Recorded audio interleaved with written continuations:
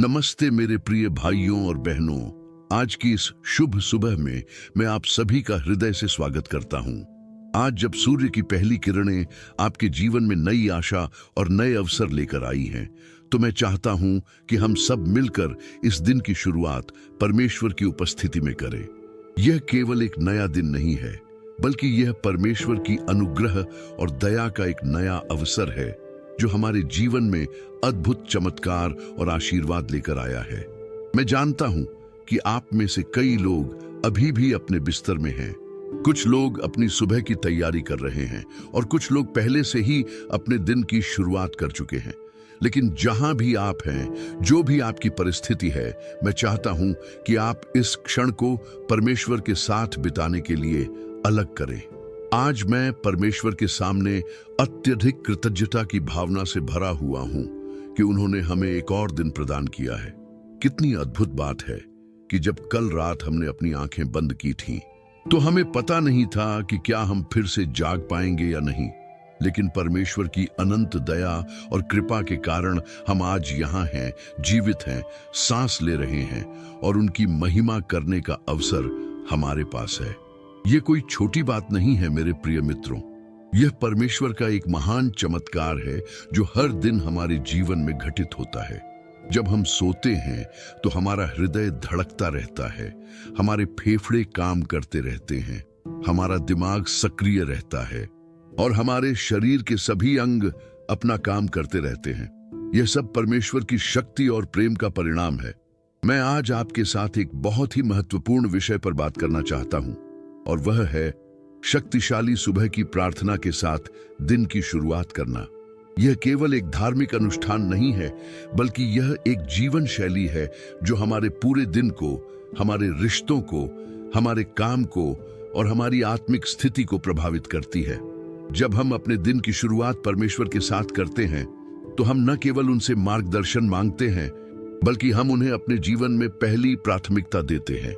यह हमारे विश्वास का एक व्यावहारिक अभिव्यक्ति है और यह दिखाता है कि हम वास्तव में परमेश्वर पर निर्भर हैं।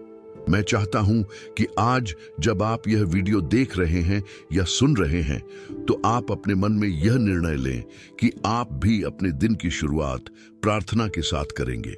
आज की हमारी वर्तमान प्रार्थना का आधार भजन संहिता 143 अध्याय 8 पद से लिया गया है, जहां दाऊद राजा कहते हैं, प्रातःकाल को अपनी करुणा का समाचार मुझे सुनाना, क्योंकि मैं तुझ पर भरोसा रखता हूं।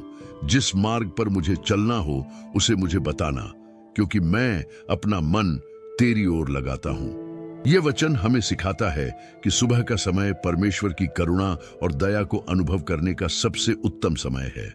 दाऊद, जो एक राजा था, एक योद्धा था, एक व्यस्त व्यक्ति था, फिर भी वह अपनी सुबह परमेश्वर के साथ बिताने की महत्ता को समझता था। वह जानता था कि परमेश्वर के बिना उसका दिन अधूरा है। वह समझता था कि बिना परमेश्वर के मार्गदर्शन के वह सही फैसले नहीं ले सकता। इस वचन में दो महत्वपूर्ण बातें हैं। पहली, परमेश्वर की करुणा का अनुभव करना, और दूसरी, उनसे दिशा निर्देश मांगना।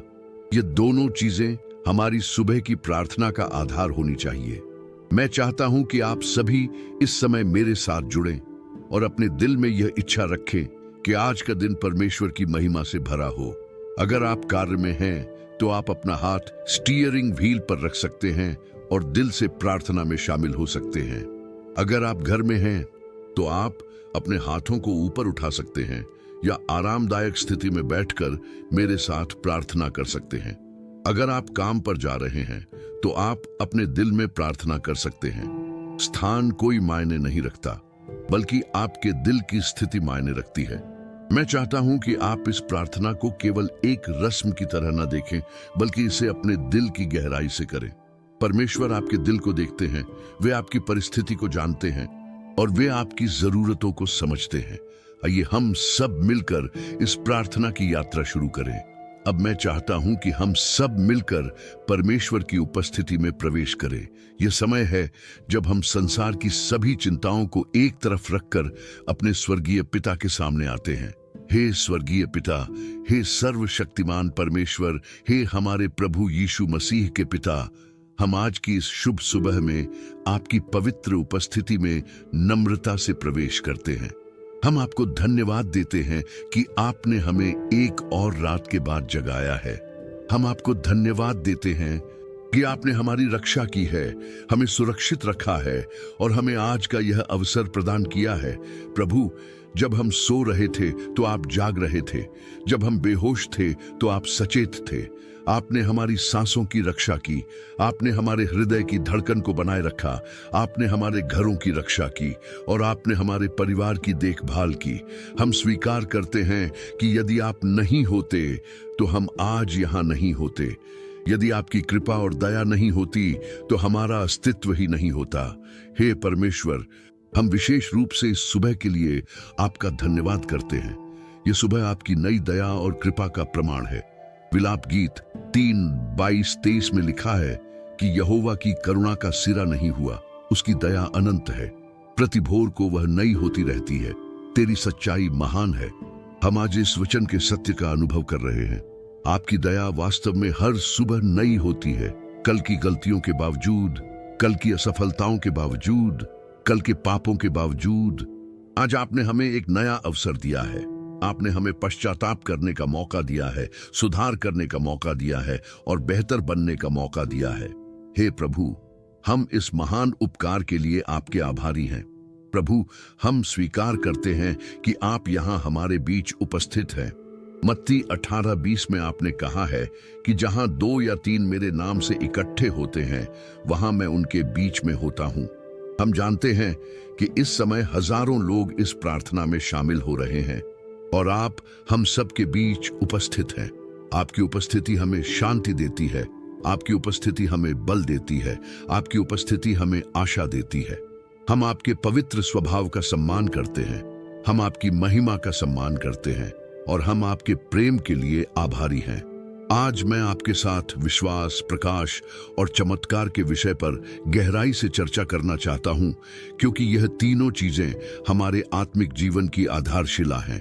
हमारा आज का मुख्य वचन भजन संहिता 133:8 में दाऊद राजा के इस प्रार्थना में निहित है, जहां वह कहता है, प्रातःकाल को अपनी करुणा का समाचार मुझे सुनाना।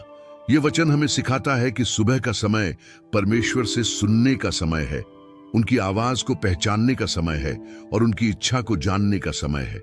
दाऊद जानता था कि सुबह का समय सबसे पवित्र समय है, जब परमेश्वर अपनी करुणा और प्रेम को नए तरीकों से प्रकट करते हैं।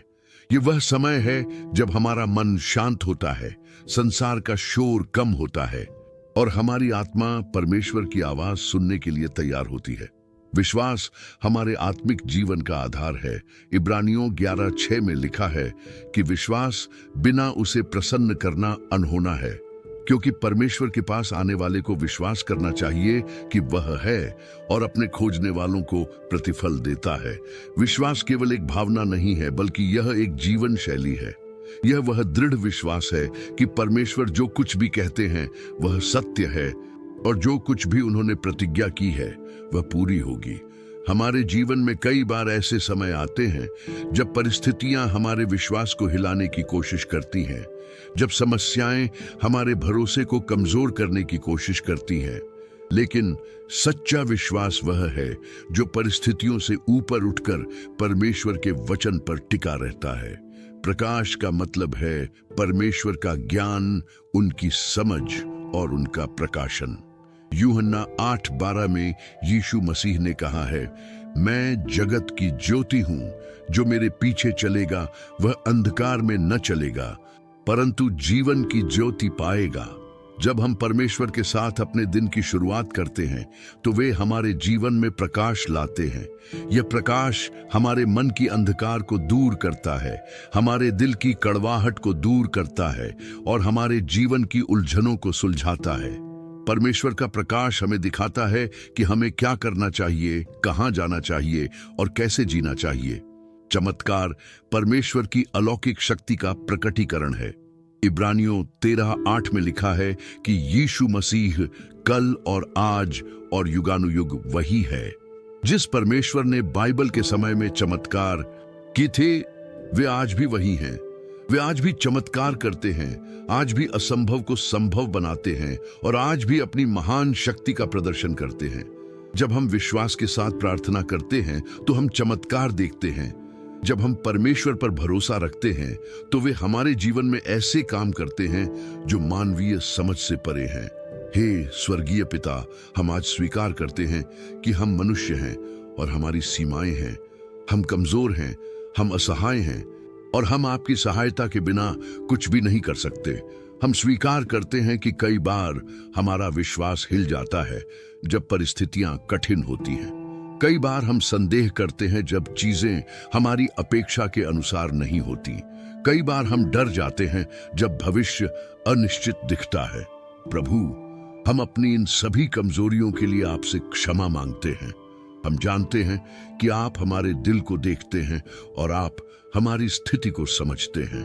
प्रभु, आज हम आपसे विनती करते हैं कि हमारे विश्वास को बढ़ाएं। लूका 17:5 में चेलों ने कहा था, हमारे विश्वास को बढ़ा।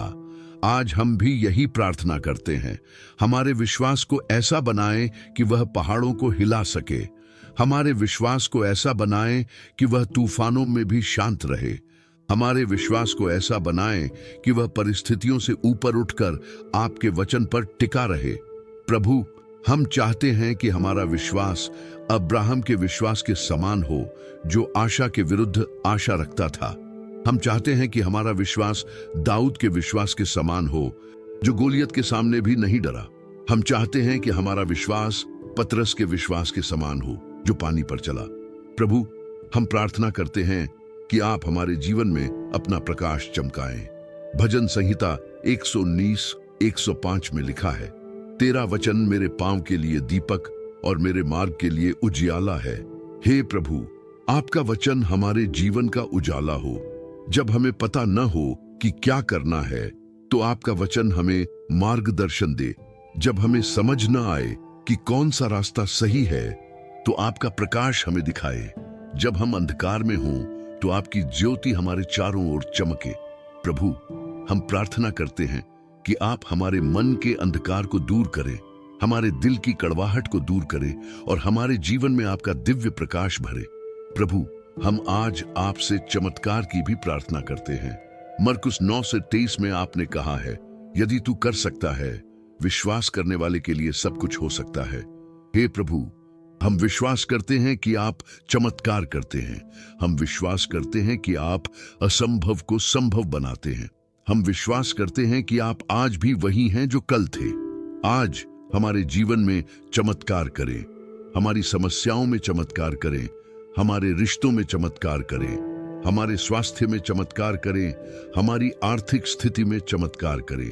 प्रभु, हम जानते हैं कि आपके लिए कुछ भी असंभव नहीं है। प्रभु, हम आपसे यह भी प्रार्थना करते हैं कि आप हमें धैर्य दें जब चीजें तुरंत नहीं बदलती। कभी कभी आपके चमत्कार तुरंत दिखाई देते हैं और कभी कभी वे समय के साथ प्रकट होते हैं। हमें वह बुद्धि दें कि हम आपके समय का सम्मान करें और आपकी योजनाओं पर भरोसा रखें। हमें वह धैर्य दें कि हम आपकी प्रतीक्षा में स्थिर रहें और आपके वादों पर दृढ़ रहें। प्रभु, हम यीशु मसीह के नाम में आपसे प्रार्थना करते हैं कि आप आज हमारे विश्वास को बढ़ाएं, हमारे जीवन में अपना प्रकाश चमकाएं और हमारे लिए चमत्कार करें। हम आपके प्रेम और कृपा के लिए धन्यवाद देते हैं। आइए अब हम मत्ती 17:20 पर मनन करें, जहां यीशु मसीह कहते हैं, यदि तुम्हारा विश्वास राई के दाने के बराबर भी हो तो तुम इस पहाड़ से कह सकोगे कि यहां से सरक कर वहां चला जा, तो वह चला जाएगा और तुम्हारे लिए कुछ भी असाधारण ना होगा। फिलिप्पियों 4:13 में पौलुस कहता है, मैं उसमें जो मुझे सामर्थ्य देता है सब कुछ कर सकता हूं। यूहन्ना 14:12 में यीशु कहते हैं, मैं तुमसे सच सच कहता हूं कि जो मुझ पर विश्वास रखता है, ये काम जो मैं करता हूं वह भी करेगा, वरन इनसे भी बड़े काम करेगा। 1 यूहन्ना 1:4-5 में लिखा है, परमेश्वर ज्योति है और उसमें कुछ भी अंधकार नहीं। और यशायाह 55:11 में परमेश्वर कहते हैं, वैसे ही मेरा वचन भी होगा जो मेरे मुख से निकलता है, वह व्यर्थ मेरे पास न लौटेगा, परंतु जिस काम के लिए मैंने उसे भेजा है उसे पूरा करके मेरी इच्छा को सफल करेगा। हे प्रभु, आज हम आपके सामने यह प्रतिज्ञा करते हैं कि हम अपने विश्वास को बनाए रखेंगे, चाहे परिस्थितियां कैसी भी हों। हम प्रतिज्ञा करते हैं कि हम आपके वचन का अध्ययन करेंगे और उसे अपने जीवन में लागू करेंगे। हम प्रतिज्ञा करते हैं कि हम आपकी महिमा करेंगे और आपके नाम को ऊंचा करेंगे। हम प्रतिज्ञा करते हैं कि हम दूसरों के साथ आपके प्रेम और कृपा को बांटेंगे।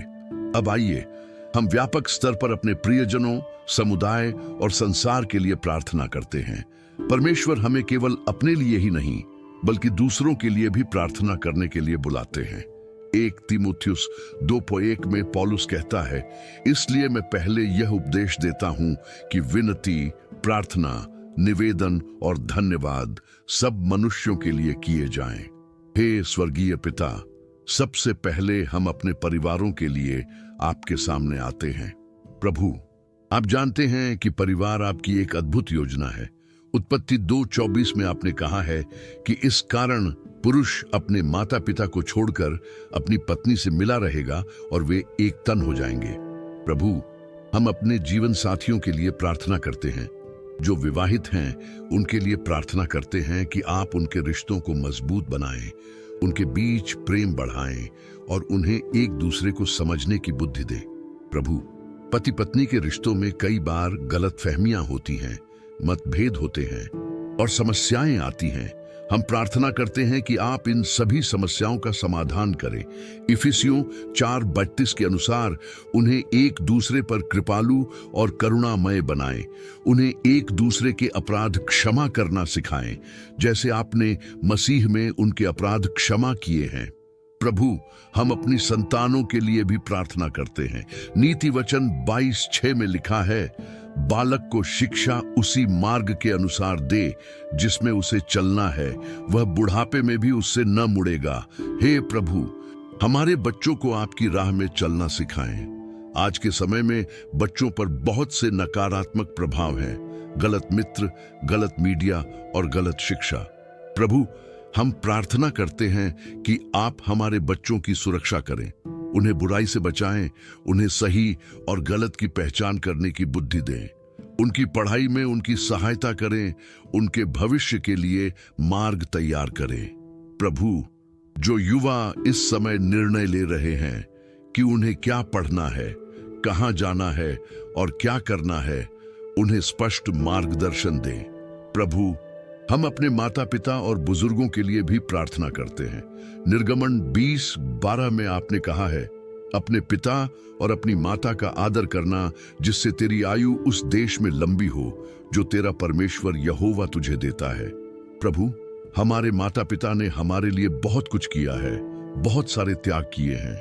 आज हम उनके अच्छे स्वास्थ्य के लिए प्रार्थना करते हैं। उनकी सभी आवश्यकताओं की पूर्ति करें, उन्हें शांति दें और उनके अंतिम वर्षों को आशीषित करें। जो बुजुर्ग अकेले हैं उनके साथ रहें और उन्हें सांत्वना दें। प्रभु, हम अपने भाई बहनों के लिए प्रार्थना करते हैं। कई परिवारों में भाई बहनों के बीच मतभेद होते हैं, संपत्ति के झगड़े होते हैं और रिश्ते टूट जाते हैं। प्रभु, इन सभी समस्याओं का समाधान करें, उन्हें एक दूसरे से प्रेम करना सिखाएं और एक दूसरे की सहायता करना सिखाएं। हम अपने रिश्तेदारों के लिए भी प्रार्थना करते हैं, चाचा, चाची, मामा, मामी, नाना, नानी, दादा, दादी, सभी के लिए। प्रभु, पूरे परिवार में आपका प्रेम और शांति हो। हे प्रभु, अब हम स्वास्थ्य के लिए आपके सामने आते हैं।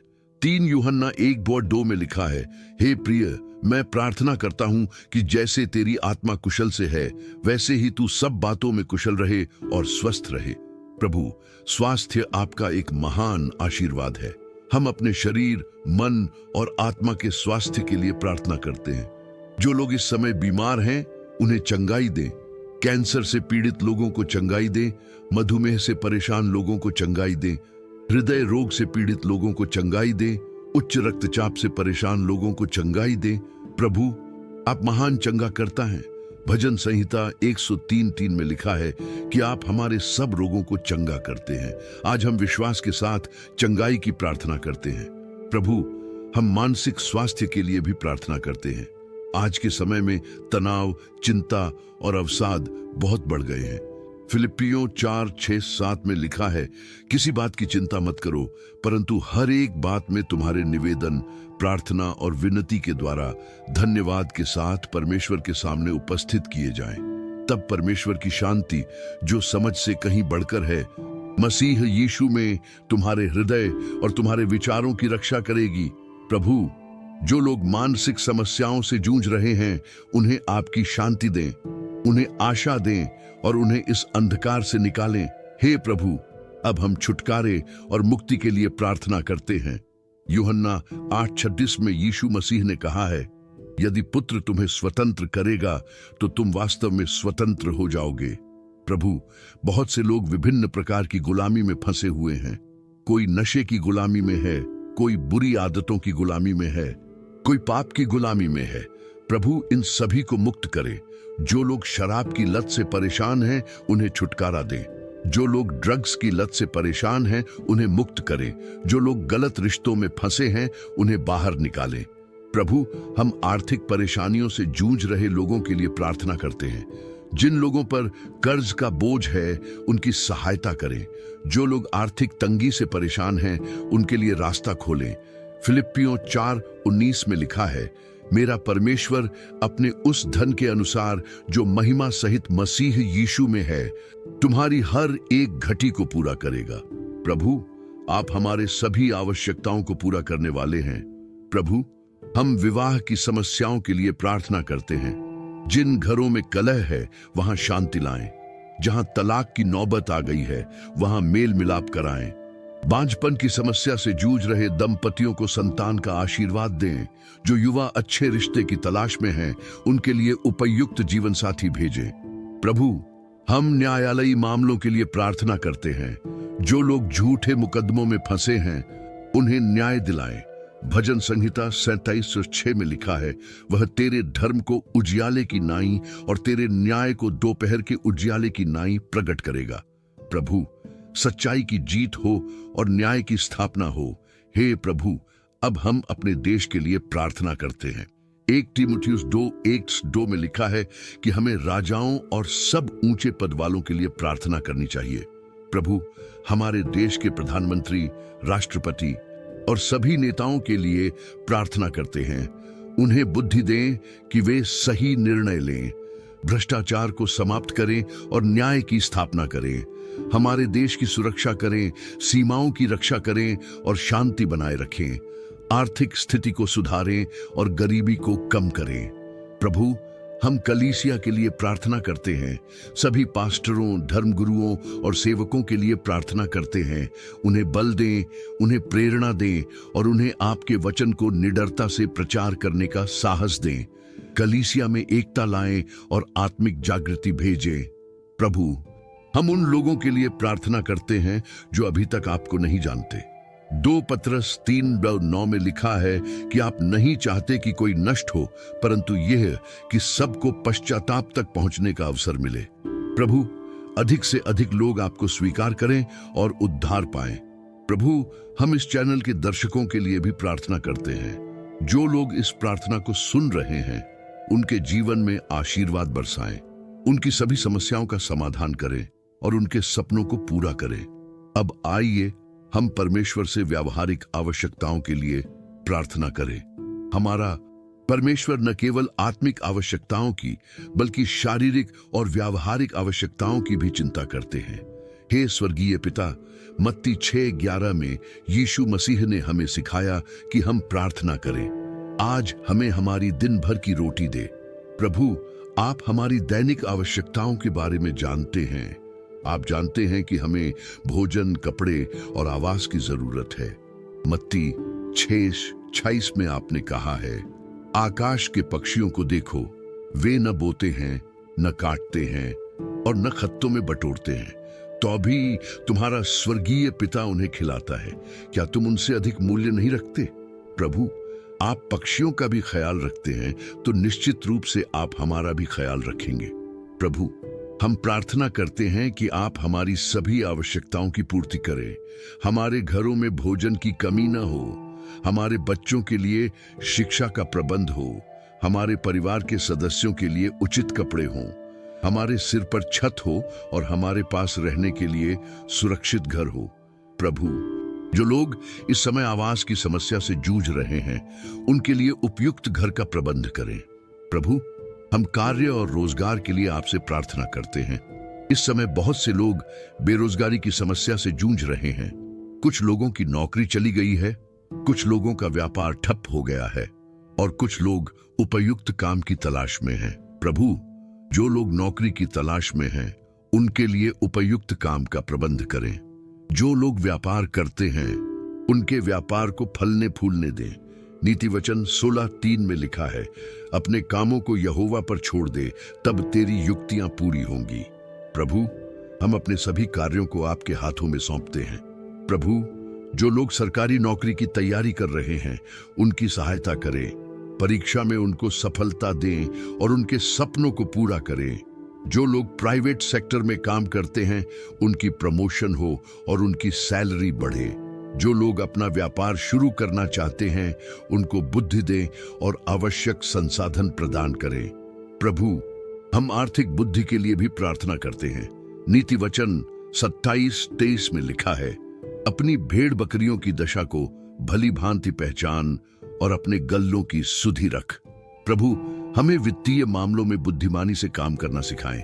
हमें सिखाएं कि कैसे बचत करें, कैसे निवेश करें और कैसे अपने पैसे का सदुपयोग करें। हमें अनावश्यक खर्चों से बचाएं और जरूरत और लालच के बीच अंतर करना सिखाएं। प्रभु, जो लोग कर्ज में डूबे हुए हैं, उनकी सहायता करें, उन्हें कर्ज से मुक्त करें और उन्हें आर्थिक स्वतंत्रता दें। जो लोग गलत वित्तीय निर्णयों के कारण परेशान हैं, उन्हें माफी दें और नया अवसर दें। प्रभु, हम प्रार्थना करते हैं कि आप हमारे व्यापार और काम में ईमानदारी बनाए रखने की शक्ति दें। हमें लालच से बचाएं और हमेशा सच्चाई के मार्ग पर चलने की प्रेरणा दें। लूका 16:10 में आपने कहा है, जो थोड़े में विश्वास योग्य है, वह बहुत में भी विश्वास योग्य है, और जो थोड़े में अधर्मी है, वह बहुत में भी अधर्मी है। प्रभु, हमें छोटे और बड़े दोनों कामों में वफादार बनाएं। अब समय आ गया है कि हम परमेश्वर के वचन के आधार पर कुछ शक्तिशाली घोषणाएं करें। घोषणा करना मतलब है परमेश्वर के वचन के आधार पर विश्वास के साथ कुछ बातें कहना। हे प्रभु, आज हम विश्वास के साथ घोषणा करने के लिए खड़े होते हैं। हम जानते हैं कि आपका वचन कहता है कि मृत्यु और जीवन जीभ के वश में है। नीति वचन 18:21। इसलिए आज हम अपनी जीभ का उपयोग जीवन की बातें करने के लिए करते हैं।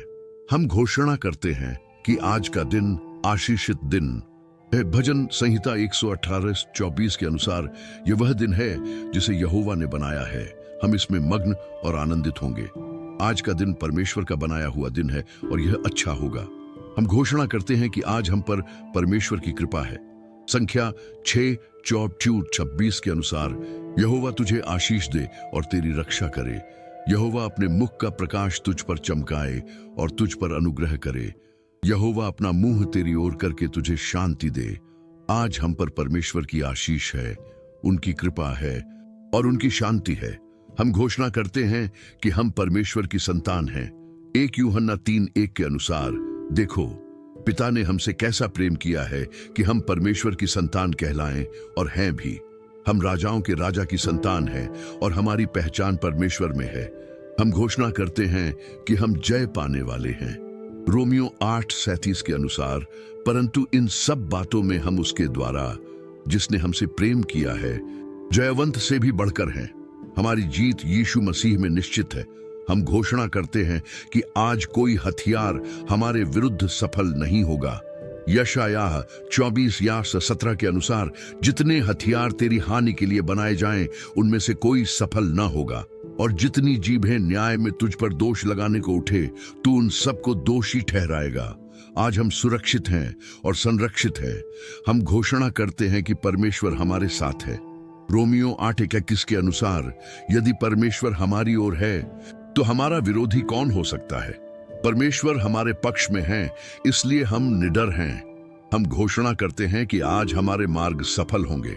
भजन संहिता 1:3 के अनुसार हम उस वृक्ष के समान होंगे जो बहती धाराओं के किनारे लगा है और अपनी ऋतु में फलता है और जिसके पत्ते नहीं मुरझाते। ऐसे मनुष्य का सब काम सफल होता है। हम घोषणा करते हैं कि परमेश्वर हमारी आवश्यकताओं को पूरा करेंगे। फिलिप्पियों 4:19 के अनुसार मेरा परमेश्वर अपने उस धन के अनुसार जो महिमा सहित मसीह यीशु में है तुम्हारी हर एक घटी को पूरा करेगा। हम घोषणा करते हैं कि आज हम पर परमेश्वर का प्रेम उंडेला जा रहा है। रोमियो 5:5 के अनुसार परमेश्वर का प्रेम उस पवित्र आत्मा के द्वारा जो हमें दिया गया है हमारे हृदय में डाला गया है। हम घोषणा करते हैं कि आज हम में से हर एक के पास परमेश्वर की योजना है। यिर्मयाह 29:11 के अनुसार क्योंकि यहोवा की यह वाणी है, जो योजनाएं मैं तुम्हारे विषय बनाता हूं वे हानि की नहीं परंतु कुशल की हैं, कि अंत में तुम्हारी आशा पूरी हो और तुम्हारा कल्याण हो। अब जब हमारा यह प्रार्थना का समय समाप्ति की ओर आ रहा है तो आइए हम परमेश्वर के सामने अपने दिन को समर्पित करें और उनसे आशीर्वाद मांगे। हे स्वर्गीय पिता, अब जब हम इस प्रार्थना के समय को समाप्त करने जा रहे हैं तो हमारे दिल कृतज्ञता से भरे हुए हैं। हम आपको धन्यवाद देते हैं कि आपने हमें अपनी उपस्थिति में समय बिताने का अवसर दिया। हम आपको धन्यवाद देते हैं कि आपने हमारी प्रार्थना सुनी है और हम जानते हैं कि आप हमारी विनती का उत्तर देंगे। 1 यूहन्ना 5:14 में लिखा है, उसके सामने यह हमारा भरोसा है कि यदि हम उसकी इच्छा के अनुसार कुछ मांगते हैं तो वह हमारी सुनता है। हे प्रभु, हम जानते हैं कि आपने हमारी